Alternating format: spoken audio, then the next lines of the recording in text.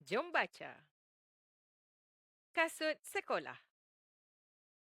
Ini kasut sekolah. Ini kasut sekolah Tasnim. Ayah beli kasut sekolah Tasnim di bandar. Kasut sekolah Tasnim berwarna hitam. Tasnim guna kasut ini ke sekolah. Tasnim suka kasut ini kerana selesa. Tasnim jalan laju guna kasut ini. Tasnim selalu basuh kasut sekolah waktu cuti. Tasnim basuh kasut sekolah guna sebuku sabun. Kasut sekolah Tasnim bersih dan cantik.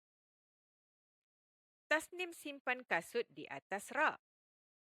Kasut ini tahan lama.